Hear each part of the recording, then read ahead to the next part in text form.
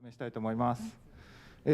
ジルさんはですね、2008年にワイカムでも、講演してまして、それ以来、大変14年ぶりとかになるんですが、彼が優れているのは、ちなみにスイスのジェネーブ在住の、ダンサー兼振付家でカンパニーを持っています。で、日本にもたびたび来られているんですが、彼をどうしてここに紹介したいかというと、モーションキャプチャーを使って遠隔でパフォーマンスをするということにこの2021年から、トライしていて、それもコロナになる前から実は構想としてはあって、機材等々、揃えて行ってきて、途中でコロナになったというふうに伺っています。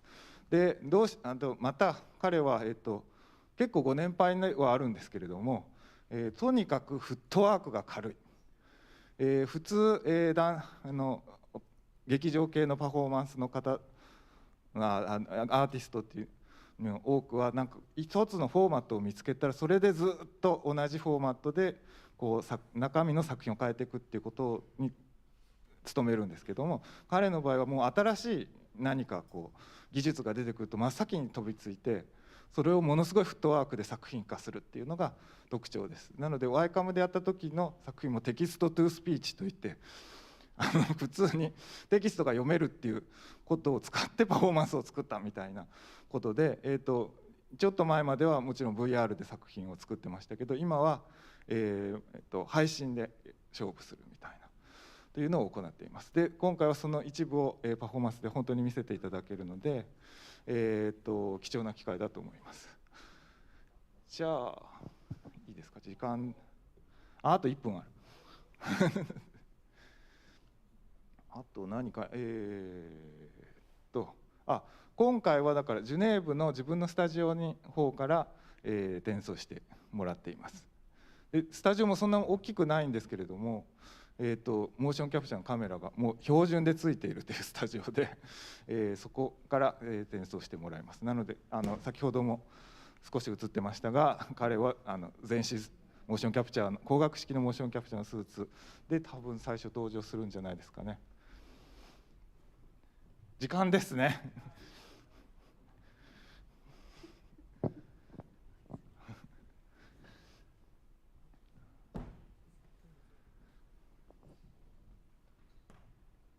Do you hear me?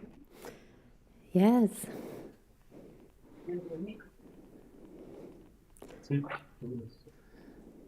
Vale. Estamos ya. Estamos ya listos. Ya nos ven, ¿no?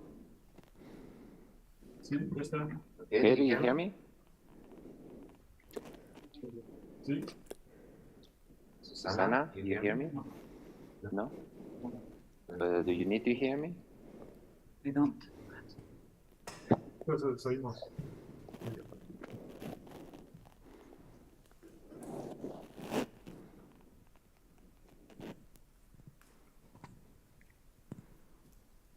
Empezamos.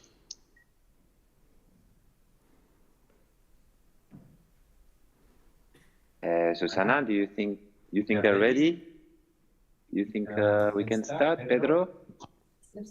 Yes. You're live. I can see my avatar. I'm in the space. And we have people over there, right? Yes. Oh, yes. Hello, Yamaguchi. Hello, Japan. How are you? Good morning. For us, it's early morning. And we are here in the motion capture studio. And as you can see, this is my studio in Geneva. はい、皆さんこんにちは。おはようございますというのが今こっちは朝なんですね。で、これがジュネーブの私たちのスタジオです。こういう感じです。So our studio is equipped with a 42 camera, optical camera from Qualisys.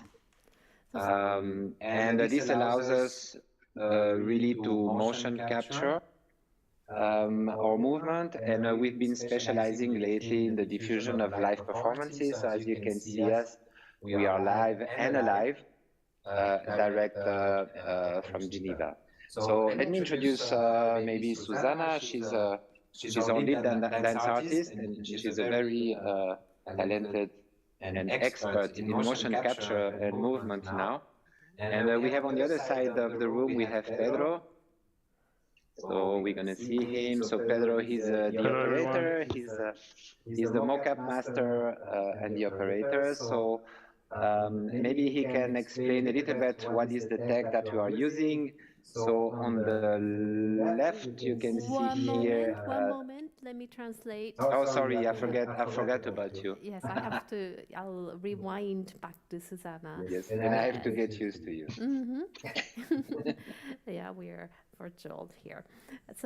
ここには42のカメラが設置されていて、それをもってモーションキャプチャーでムーブメントを捉えていっています。で、ここで私たちが専門的にライブパフォーマンスをライブでやって、で私たちは生きた形でアライブですが、生きた身をもってこういったモーションキャプチャーを作っています。で、まずスザンナさんをご紹介します。ダンサーのスザンナさんともう一人、ペドロさんオペレーションしてくれています。Yep.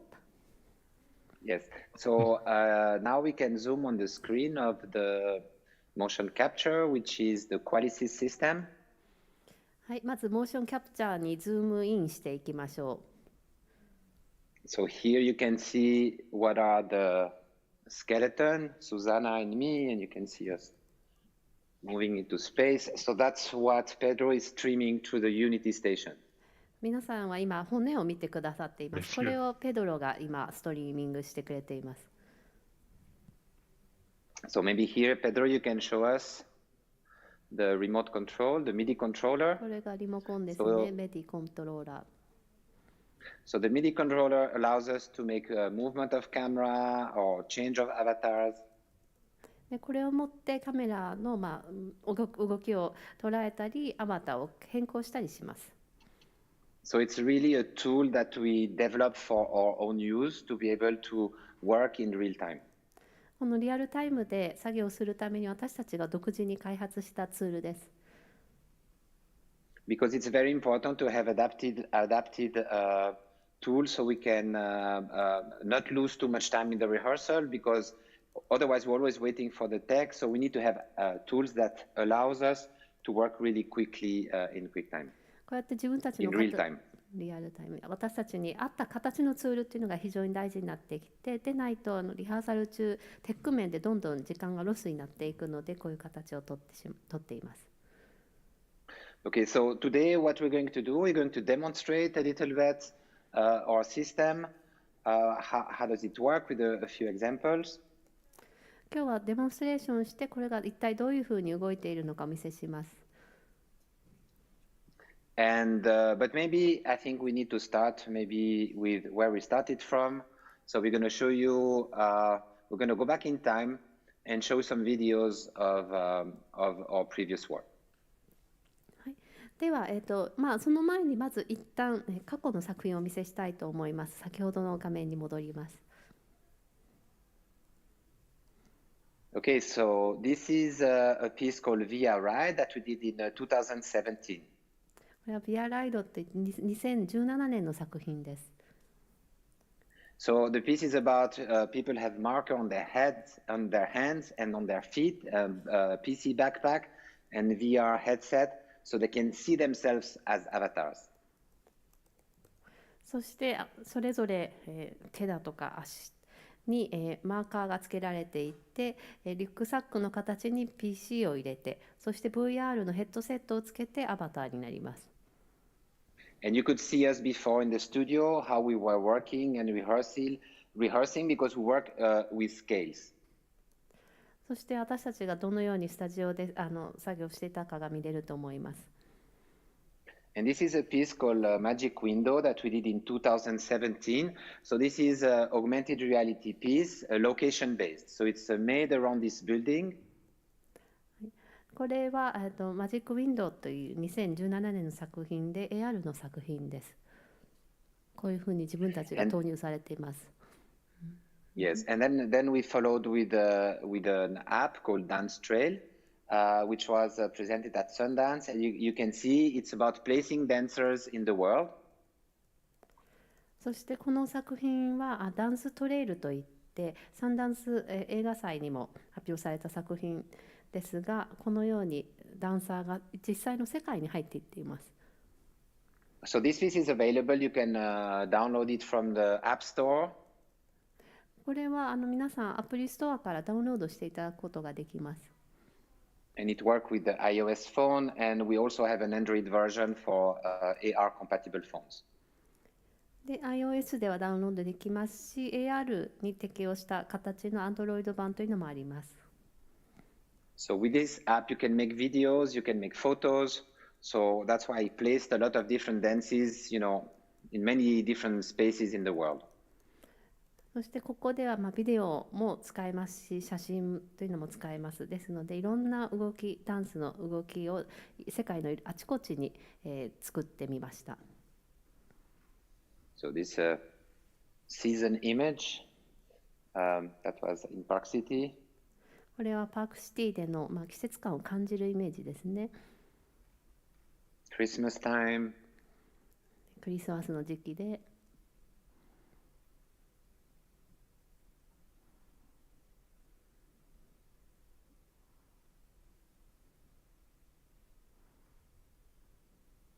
So this is really, about playing with the movement, placing the movement, mixing realities.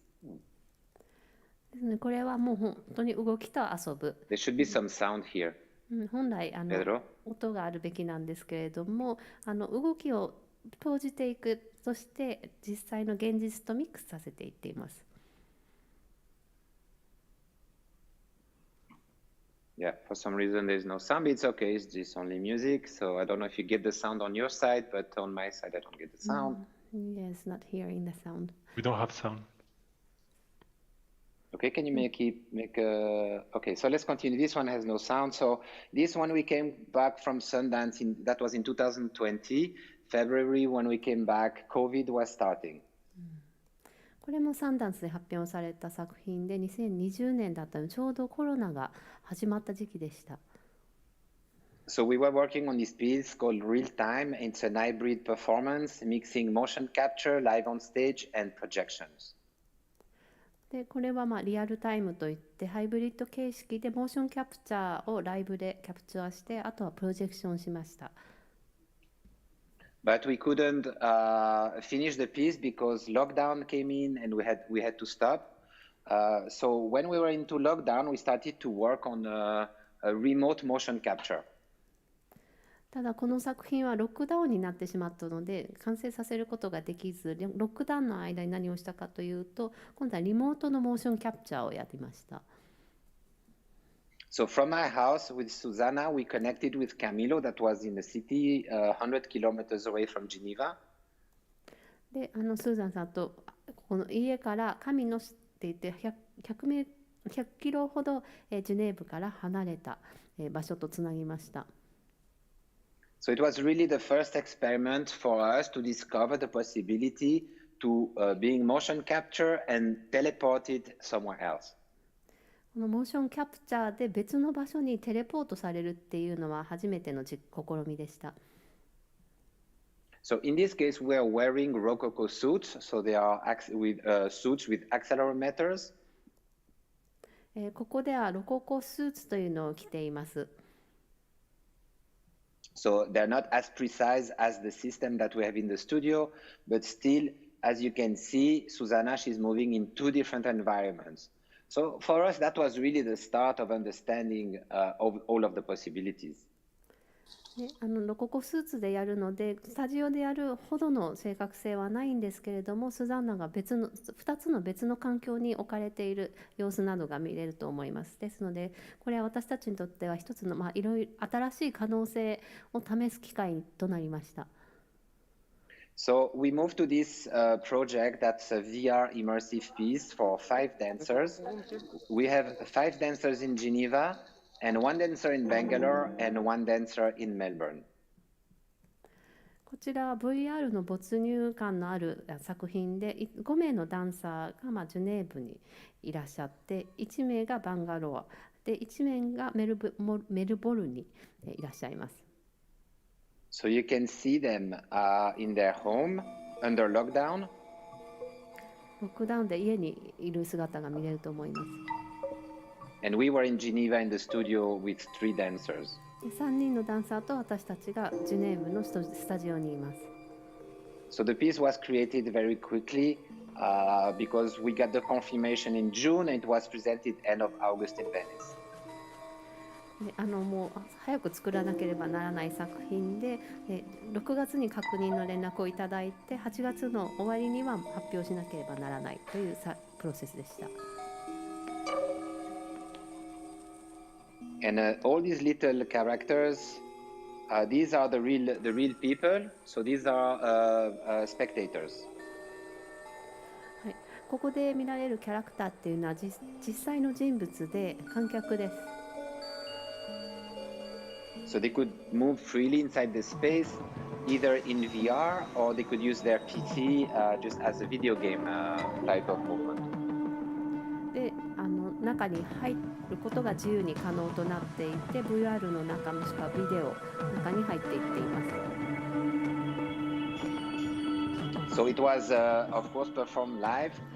We had sometimes between 10 and 15 different countries connecting.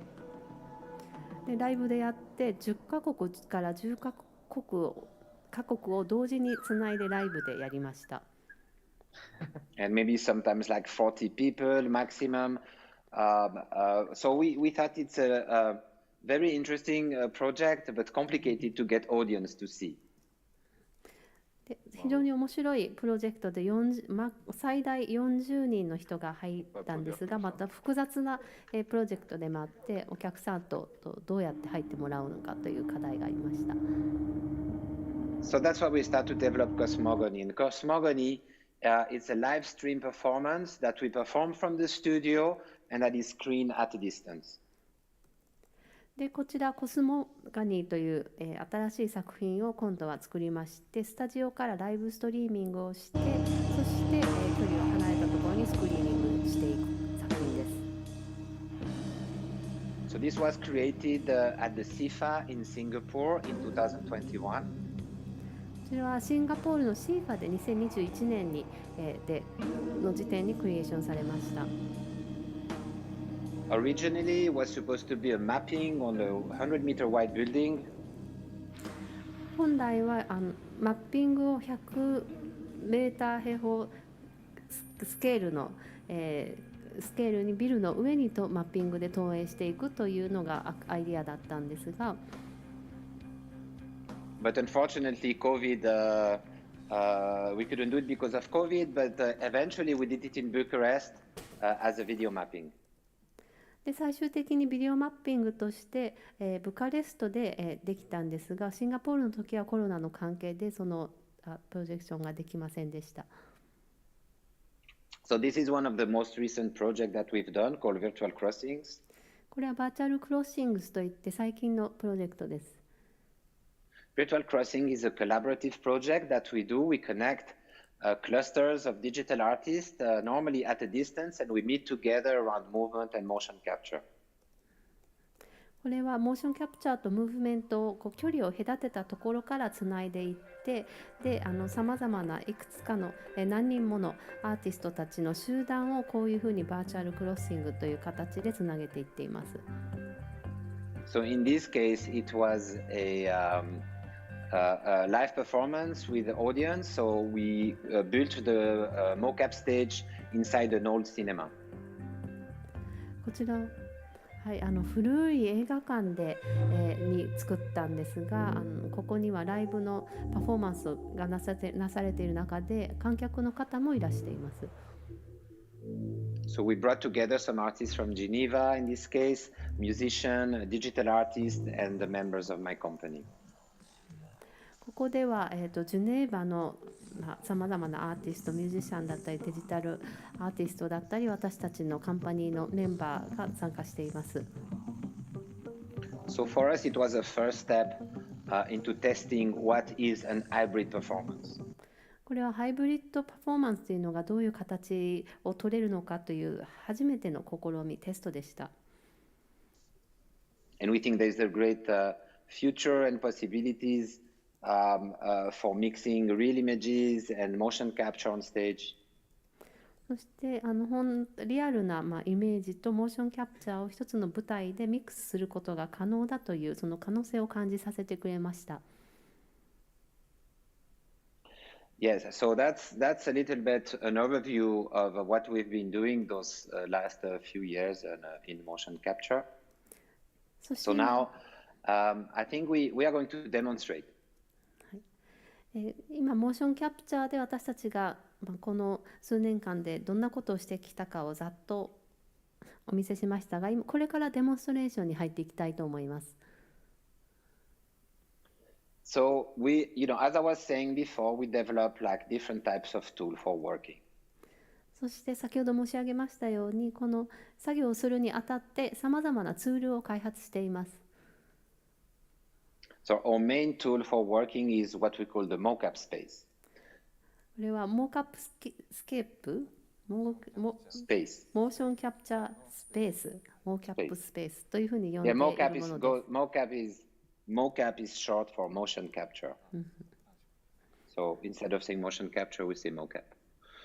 So mocap space, so this is the space where we can perform. And as you can see, there is a grid. There's some squares on the floor. このモーキャップスペースで私たちは最もパフォーマンスがしやすい環境となりますので、ここにグリッドがあるのが見えていると思います。So this is what allows us to have a reference. So we have a reference, a physical reference, so we know where we are, especially when we invite other avatars coming from other places. でこのグリッドがあることによって自分たちが身体的にどこにいるのかっていう参照点になるので、こういうふうに、見えるようにしていますが、特に他のところからの参加者がいる場合っていうのはこれが役に立ちます。So this space can be multiplied. We can change direction, place it in this direction, in that direction. We can make a lot of action inside this space. そしてこのスペースっていうのは拡張してどんどん増やすこともできますし、方向性を変えることもできますし、中でさまざまなアクションが取れます。And as I was saying, we developed some tools. そして、ツールを作ったというふうに申し上げたと思いますが、So this is just a regular presentation controller. And this will allow me to change avatar. So I can change avatar of Susanna on the fly, right? これがコントローラー、プレゼンテーションのコントローラーで、これでアバターを変えることができます。こんな感じです。Now she's a spaceman. スペースマン、宇宙飛行士になりました。This is a cosmogony avatar. コスモガニアバタ Oh, this is a neon stick man. ー。ネオンステートマンって呼んでます。Oh, we call him Totoro, which is not really, but he's our Totoro. 私たちこれをトトロって呼んでます。本物のトトロと違うんですが、私たちにとってこれがトトロです。Oh, this is a donut. ドーナツですね。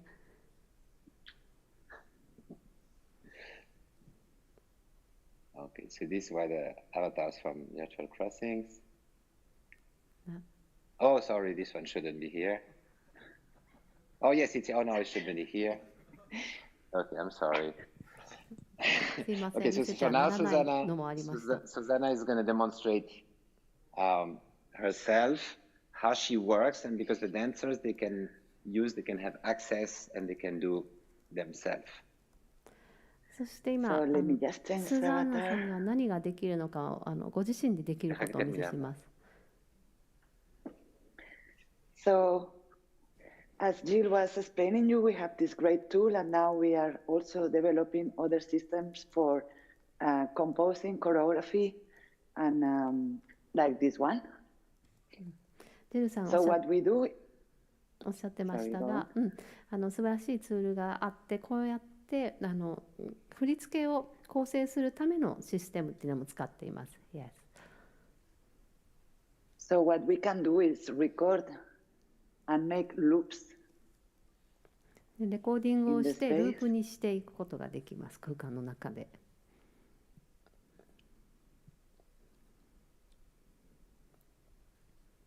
So very quickly we get new tools for choreography. こうやって簡単に振り付けのツールができます。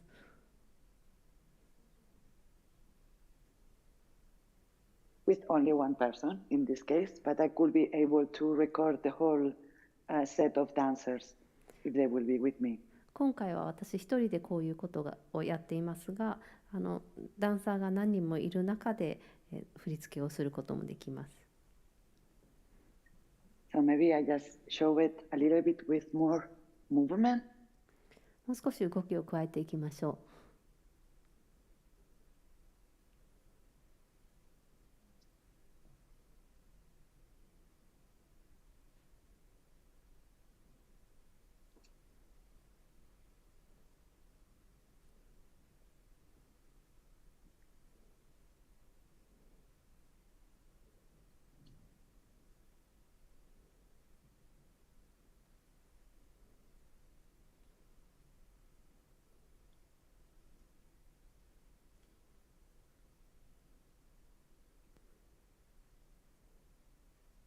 And I'm still live そして私はまだ inside my new choreography. One minute, こ Pedro. の振り付けの中で生身の人間であります。 And I can go through as well. ではジルさんが私も入れるんですよ。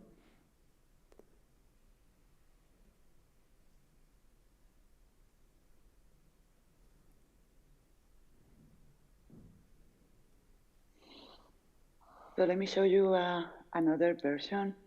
I mean, もう一つ別のバージョンをお見せします。 maybe something more sculptural. もう少し彫刻的なものを。 Oh, has cambiado de avatar. Oh, excuse me.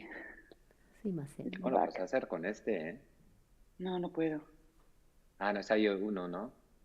Eso, This one. ya.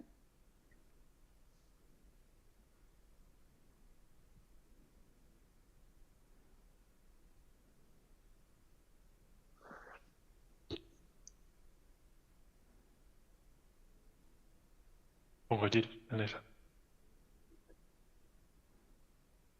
Because while Susanna is demonstrating and building the set, I have this piece of wood. We have put some markers on it. はい、スザンさんがデモンストレーションしている間に、これですね、この木のこういったものがあります。で、そこにマーカーをつけています。 You can see they have markers. ここに So マー it's カー an があります。 object into space, and actually it's a virtual camera. これは空間にオブジェを入れていくんですが、これが実際バーチャルカメラになります。 Which means that I can do the camera movement live ライブでカメラの動きができます。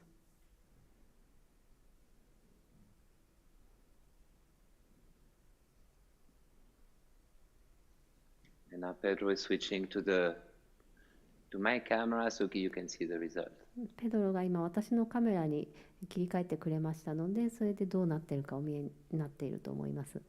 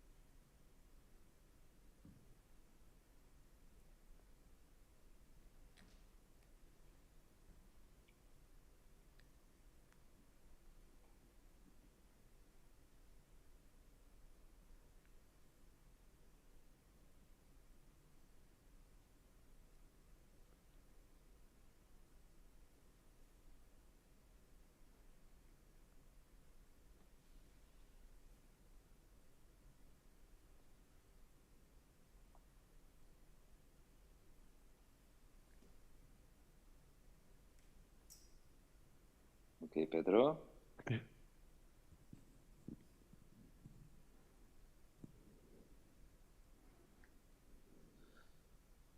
So as you can see, Pedro made me invisible. ご覧にいただいているようにペドロは私の存在が見えないようにしました。 But now he can make me reappear. では私を見せてもらいましょう。はい、戻りま So し this た。 is also something that he can control with his MIDI controller. このメディコントローラーでこういう操作もできます。 And you see Susanna, she can still change the avatars in the middle, and now she's back into normal. アバターをこの真ん中で変えながらスザンヌさんもまたご自身の通常の姿に戻りました。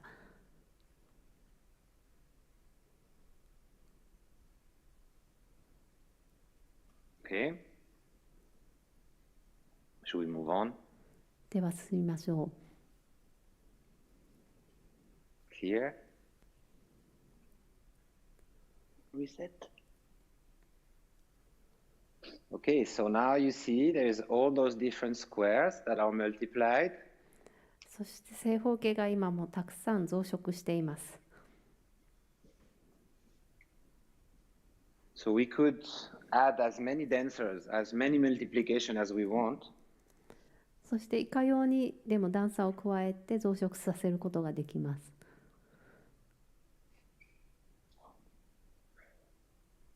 Perdón. Déjalo, déjalo.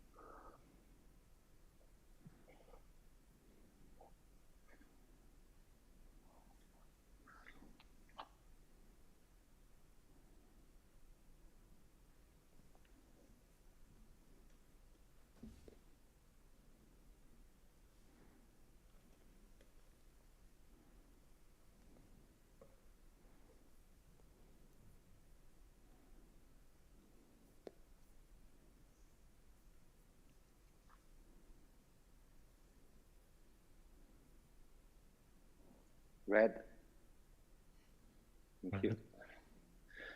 Okay, so you see sometimes the avatar lose a little bit their quality. 時々アバターのクオリティが落ちることもあります。And you can see that my avatar is not so great. It has a lot of different problems in between the legs, in the arms. Susanna's avatar is much better. で、私がアバターになるといろんな問題があって腕とか足とかがうまいこと動かないですけれども、スザンナのアバターはすごくきれいに動きます。So what we realize that most of the problem that we have, they come from the rigging. そして私たちがこの問題を解明をしようとして分かったんですが、この問題っていうのは、リギング、不正操作の仕掛けの装置によって発生していると。Rigging and skinning. リギング So と which is rigging and skinning is the action of putting an avatar on top of the skeleton. これはリギング、スキニングといってアバターをもう一つのアバターに重ねるようにしたときに発生することです。And there is question of the proportion of the body. So if you see the Totoro avatar, で、体のプロポーションの尺度の問題もありますので、トトロを見ていただくと、they have very short legs, 足が短いですね。very long arms. 腕が長くて。You see, they go into the ground. So I have to be careful to keep them up. 床の下に入ってしまうので気をつけないと上にいないとこんなことになってしまいます。And when I walk, そして歩く like と、 if you see the sexy lady, she has like very long leg, like too long. セクシーな女性はもう長すぎるぐらいの足なんですけれども、 So that will create also some problems of spacing. The hands also are really not so great. I cannot move my fingers. そこで空間取ることがなんか問題になってきて、で手の動きっていうのもなかなか難しくて、まず指先を動かせません。And of course, the question of face expression is a problem. もちろん顔の表情も問題となります。But for me as a choreographer is not the main problem. I think the question of the face, we can fix it with many different ways. ただ振付家としては顔の表情というのはそんなに主だった問題ではなくて、いろんな形で修復できるものだと思っています。We can add some blinking eyes or just some like little expression that would come randomly. 例えば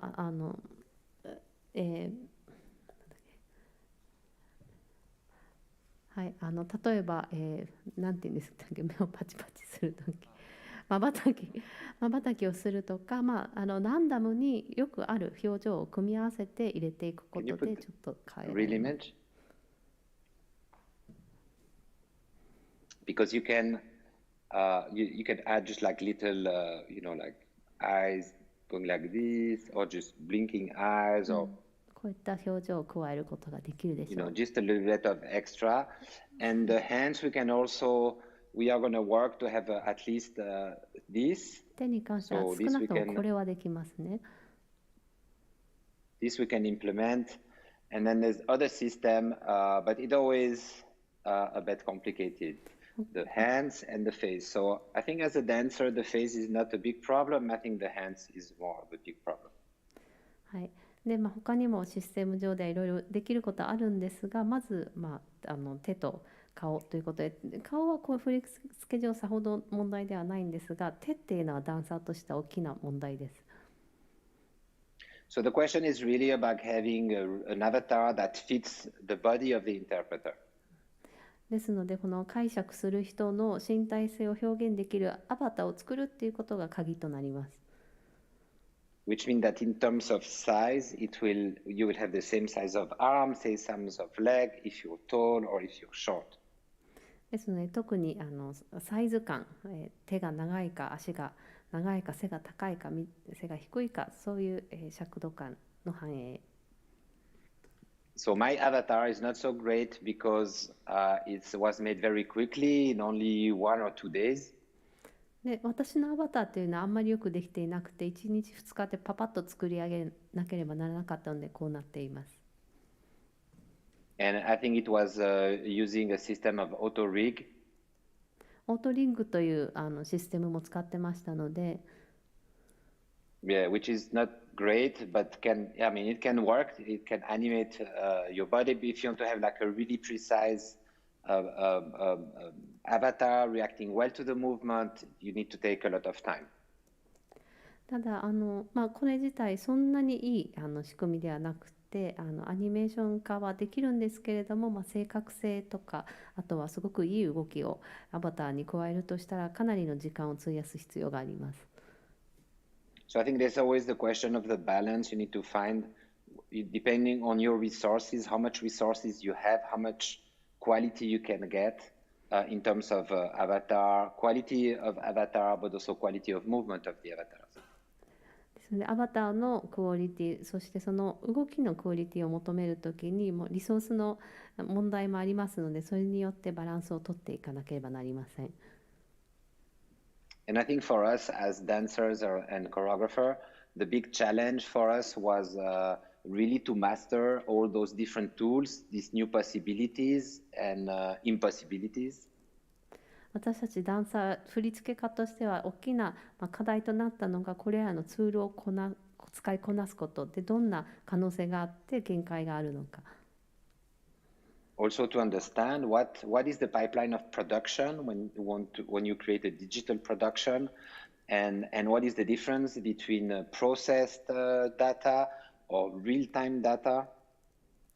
それからその制作過程のパイプラインを、その工程を理解して、特にデジタルプロダクションに関してきちんと理解して、そのデータの処理においても、データを処理するのか、そのリアルタイムのデータなのかにもかかってきます。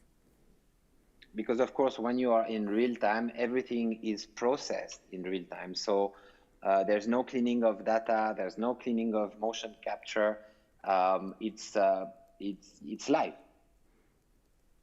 特にリアルタイムでやるときっていうのは、リアルタイムに処理がなされていくので、データをクリーンアップしたり、モーションキャプチャーをきれいにしたりといったことはライブなのでできません。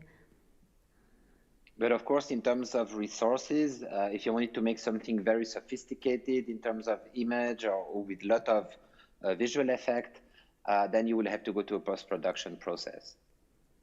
そしてもちろんリソースの限界もありますので、かなり複雑なイメージだとかさまざまなビジュアルな、エフェクトを加えようとしたら、もうこれはポストプロダクションの段階でやるしかないです。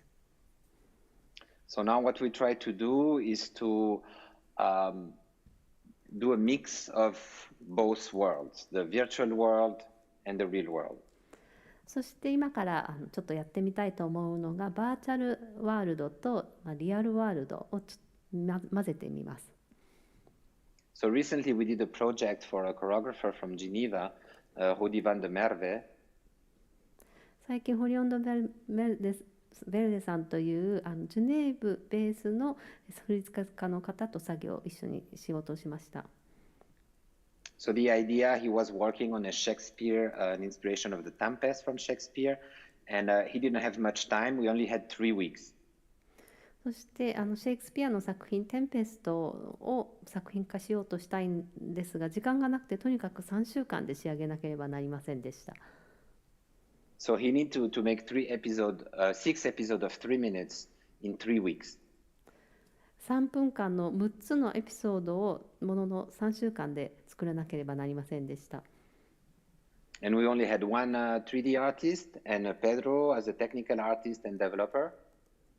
そして私たちはたった一人 3D アーティストがいて、ペドロがオペレーション側のテクニカルサイドを担当してくれる、それだけのチームしかいませんでした。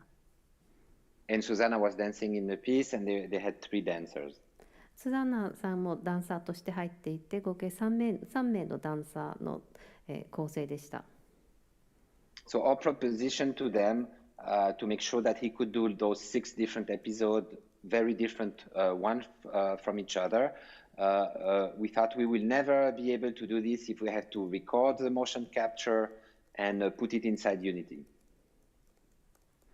そしてこの6つのエピソードをとにかく完成させて、それぞれのエピソードが異なるものにするためには、私たちはモーションキャプチャーをレコーディングするゆとりはないということ、ユニティの中でレコーディングしていくことはできないだろうと思いました。So what we did, we suggested him to do is like a virtual cinema studio, basically, which is just as we are doing right now. そして私の方が提案したのが、とにかくバーチャルシネマスタジオ、今やってるようなことをやろうというふうに言いました。So we bypass the process of recording and integration into Unity, and we record directly the screen captures. とにかくここではスクリーンキャプチャーを直接レコーディングしていくという形で、このユニティの中にレコーディングを入れていくというプロセスは飛ばしました。Yes, so that's we go much faster. So we organize the scene. So basically, it's like now. So yeah, you can go back. It's true. You can go back to the visual. I mean, you can show the virtual camera because with the MIDI controller, we can really move the camera manually. メディコントローラーではカメラをこう You put マ the ニュアル virtual で camera with the MIDI with the controller. 動かせるのでお見せしたいと思いますが、とにかくもうより早い方向性でシーンごとに整理していく方法というのを編み出しました。今やってるような形です、実際。Okay, so now I think Pedro is controlling the camera with the joystick. 今ペトロがジョイスティックでカメラをコントロールしています。Yeah, with the game controller, he can move the camera. ゲームコントローラーでカメラを動かしています。So, we can place as many cameras as we want. We can add my virtual camera, so I can do the virtual movement as we go. で、もうカメラは何台でも投入することできますし、バーチャルカメラを作って私たちもここでムーブメントをやっていきます。And then when we have all the different takes with the different angles, with the different camera we place inside Unity, we can just do a video edition of the project. ですので、このビデオエディションっていうのはこのようにして限りなくいろんな、アングルを捉えられるようにして Unity の中にカメラを入れることで、実現できます。So what I wanted to say with this example is that we try to find solution for each project that is different. We try to find a solution for this project and to adapt to their reality and what they are looking for. And what is the outcome? ここでこのようなお話をさせていただいたのは、それぞれのプロジェクト、また異なるプロジェクトに応じてソリューションを見つけていった過程をお話ししました。とにかくその時その時ある現実に合わせて、または期待されることや、期待される結果に合わせて見出していきました。And now the studio here in Geneva, we work most of the time on our own project. このジュネーブのスタジオでは私たちの独自の作品をほとんど手がけて作業を作っていっています。But now we also open the studio to residencies for artists, independent artists, because we believe that we want to break the bottleneck of motion capture. ただ最近ここをレジデンシーに開放しまして、アーティスト、特にインディペンデントなアーティストがここに滞在でここを使えるようにしました。というのがモーションキャプチャーの今ボトルネック、限界の障害となっているものを壊していきたいというふうに考えるからです。Because what is very expensive is the hardware. So it's very difficult to get access to the hardware. But when you have your motion capture and you can put inside a computer, then it's very cheap and very easy to work with.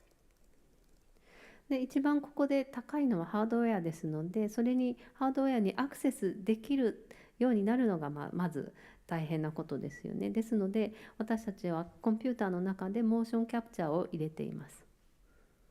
And we hope that there will be more dancers and movers across the world that also have motion capture equipment, that we can create relation and connection and collaboration at a distance. で、私たちは他にも多くのダンサーたちがこのようにいろんな場所からこのモーションキャプチャーというツールを使ってこのように距離を離れていてもコラボレーションしたりつながっていったりいけたらいいなというふうに思っています。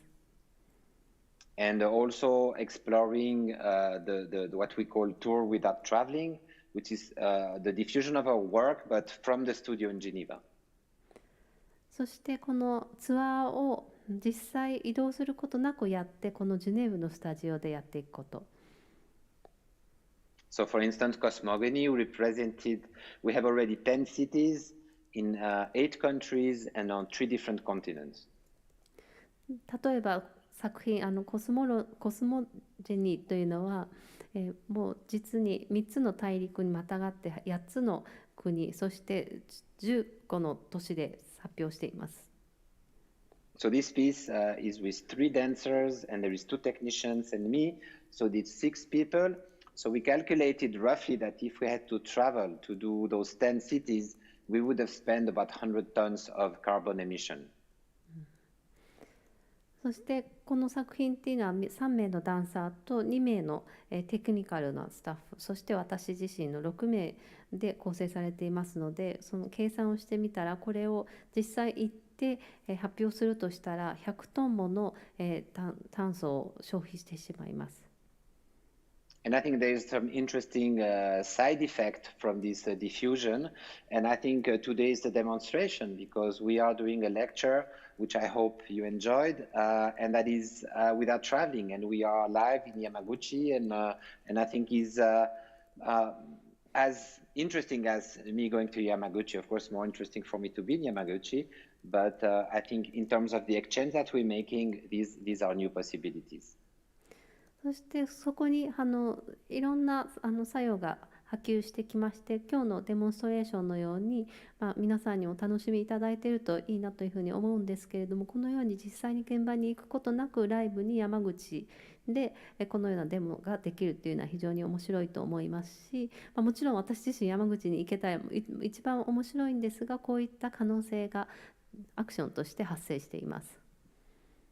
So what we say is that what we do now, we are exploring the digital territories. We like explorers. で私たちがやっていることはデジタルエクスプローラーデジタルの世界で探検する人というふうに言えるんじゃないでしょうか。And if you think about it, the digitalization of sound, it's something that happened in the last century. That was the first art to be digitalized. Then came the image that was digitalized, digital cameras, digital cinema, and probably the last art to be digitalized is movement. そして考えてみたらまずデジタル化という面においてはアートの中ではサウンドから始まっています。それは前の前世紀に始まりましたがその次にイメージのデジタル化デジタルカメラができてシネマができていきました。でもしかしたら最後にデジタル化されるのがムーブメントかもしれません。So now the technology is available to us, is more accessible. The processing power of the computer is greater. So this is why now we can do all this exploration. And I think the integration of the body inside a 3D space is a big question and a big theme for this century to come. そしてまた新しいテクノロジーが今は、ありますのでそれにアクセスすることができてさらにはパソコン自体がよりパワーを持っています処理能力が高くなっておりますのでそこでいろんなもっと探求ができるようになっています。そして最後にその身体の 3D 化を統合していくっていうのがこの世紀の大きな課題かなというふうに思っています。So I think we can now finish the presentation and we can go to take your question. So we still have a little bit of time for this. I hope you enjoy it. Pedro, thank you for operating. You can show yourself on the camera. Thank you so much. Thank you, everyone. Because he's alone. There's a clap in the audience. Please applaud for Pedro. ここでこのプレゼンはこのぐらいにして、質疑応答に進めたらと思います。ご質問があれば受けたいと思いますし、まだそういった時間が残っているかなと思います。Because he's alone, and he has to do a lot of operations, sound and music and motion capture. But I think it's quite amazing that he can do this by himself. ペドロはもう一人で何もかもやってくれてるんですね。サウンドかモーションキャプチャーか何もかも。それができるっていうこと自体が素晴らしいと思います。Yes, and this is why we call him the octopus. なので私たちは彼をタコというふうに呼んでます。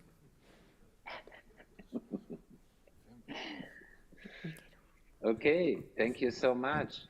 ありがとうございました。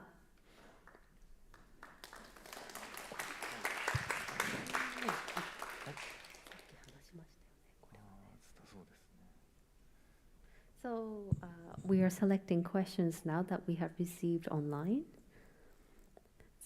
So first question, for dancers, performance is created and generated by interaction with the environment, but what kind of interaction occurs for dancers when both of you perform using motion capture and augmented reality, and how does this interaction evolve the dance in and of itself? This is probably a question for Susanna, right? Which is about dance. スザンナさんに答えてもらいましょうか。I mean, oh, sorry. Go on. Yeah, the mic is with you. Yes.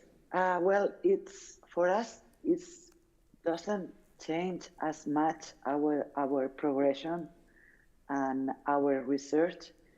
The difference is like the stimulus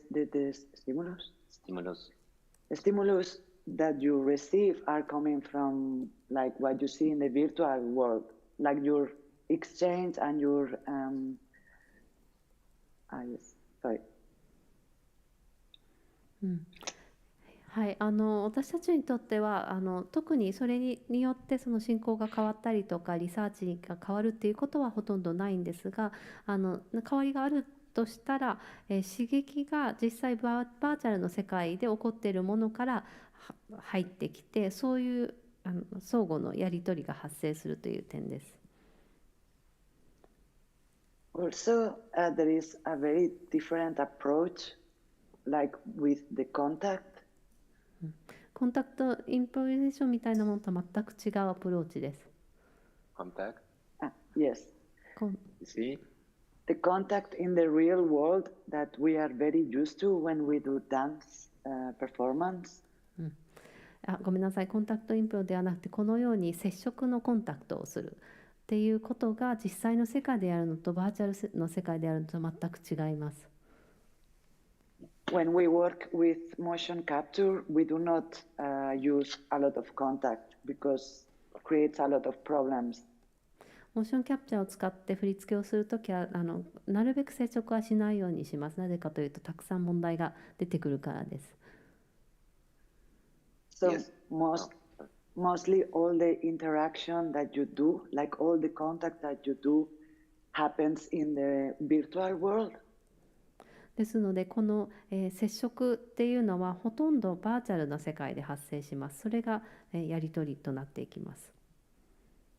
So as a dancer, like all your input and your concentration and your stimulus comes from the virtual world. そういった形でダンサーとしてはその自分のがフォーカスする点だったり刺激っていうのが全てバーチャルリアリティから与えられます。Like you are not very much aware anymore what's happening inside the studio. You are really focused on your performance over there. そしてこのスタジオで何が起こっているのかっていうものに全く注意を向けなくなって、あっちの世界、バーチャルな世界で起こっていることだけに集中していきます。And I think there is really a sense of teleportation. It's like when we perform here in Geneva and we are now live in Yamaguchi, we are with you. We know there is an audience.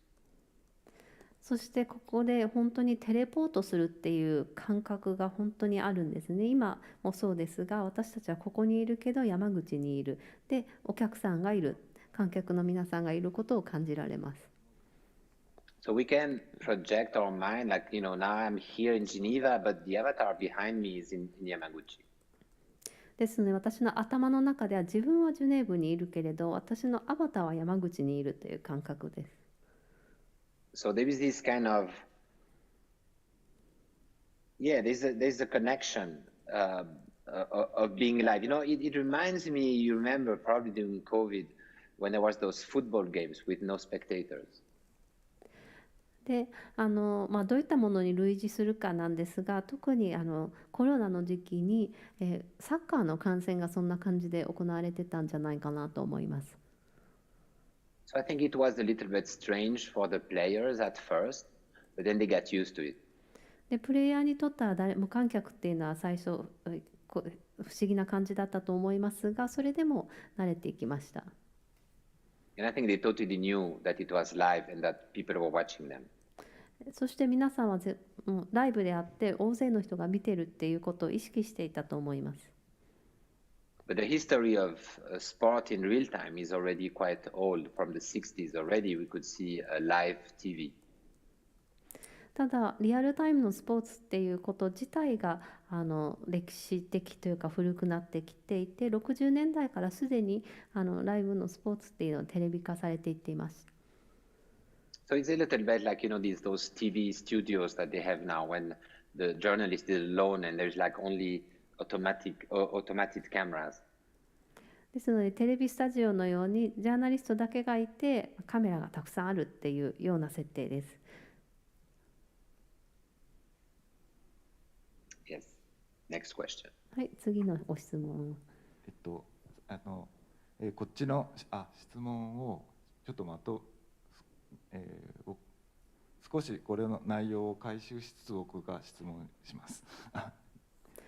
So let me summarize a lot of the questions that we received and try to give it to you for you to reply to. これを最後にします。And this will be my last question and put together different people's interest points. 今日の午前中にダンスパフォーマンスの観客の情動を伝えるデモンストレーションがプレゼンテーションがありました。And this morning we had another at YCOM. We had another session that was about really the effect on the audience from dance performances. 今のジルさんのパフォーマンスではお客さんの、このカメラでしか見えてないはずです。And in your performance or demonstration now, you can only see the audience through this one camera. ジルさんはお客さんのそういった情動のセンシングというものにトライしてますか、もしくは興味がありますか。Yeah, do you try to do something or are you interested in working with the effect on the customer, the audience?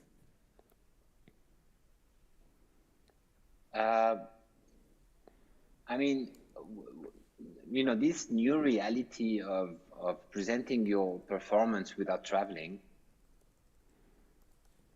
これは実際に現場に行くことなくパフォーマンスをするっていうのは私たちにとっても新しい現実です。Means that you don't meet the audience after the show, so it's a little bit difficult to have feedback. ということは上演をした後にお客さんとお話をすることがないので、結局フィードバックをもらうことができません。So we cannot see the audience really, we cannot feel the ambience of the room, and we cannot even check the quality of the projection. ですのでお客様、観客の皆さんを見ることもできませんし、その空間を感じることもできないし、プロジェクションのクオリティをチェックすることさえできません。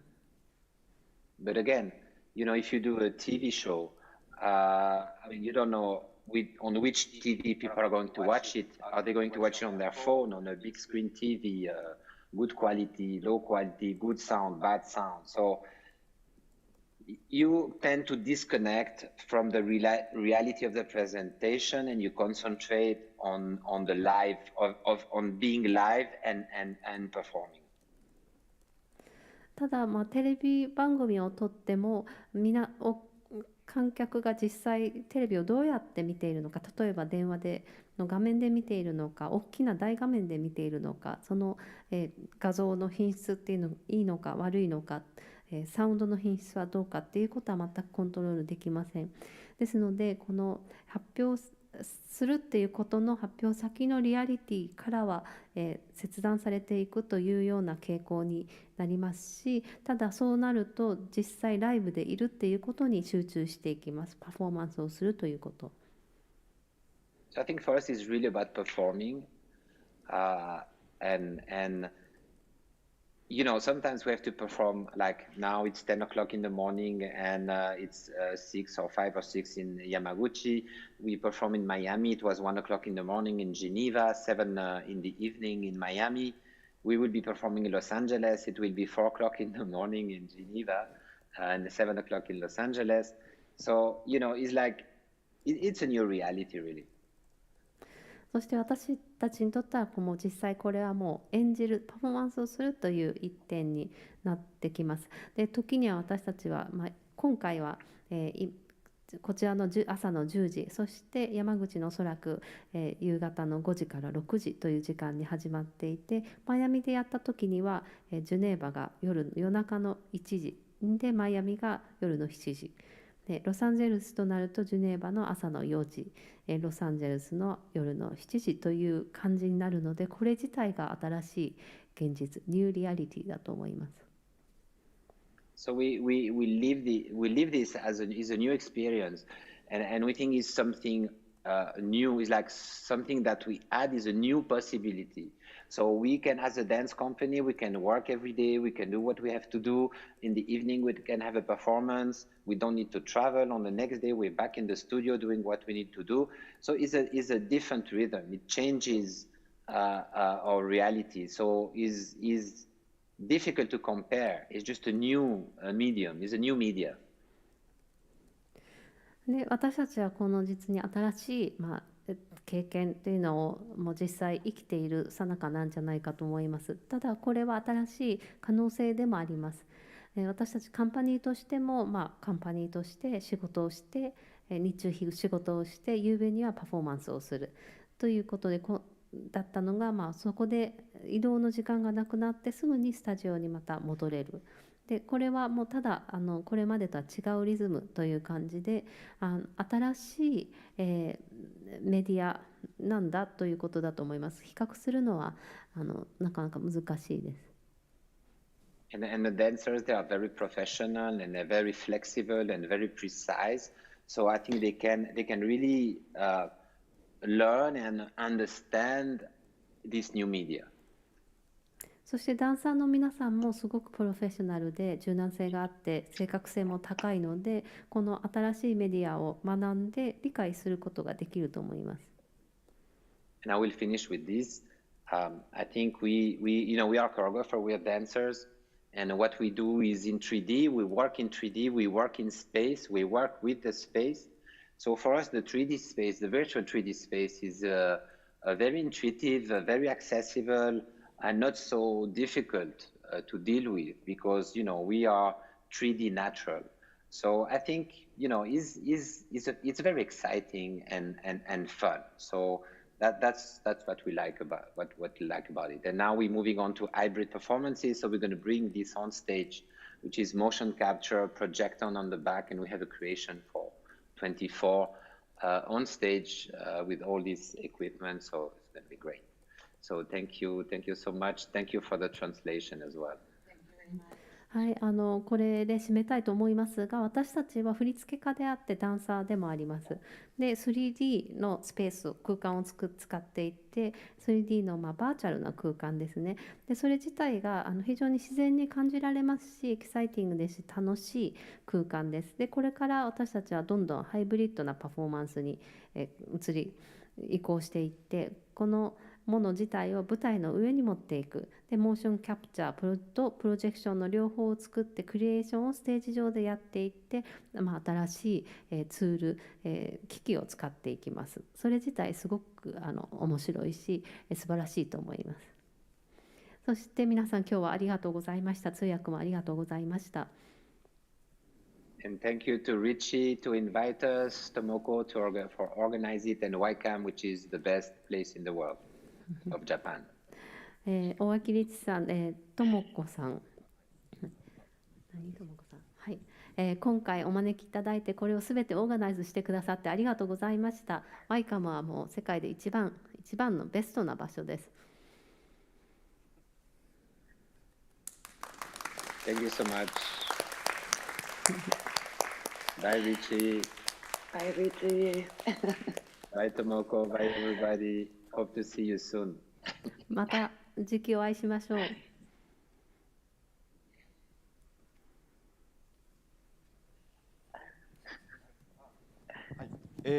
以上をもちましてプレゼンテーションパフォーマンス終わります。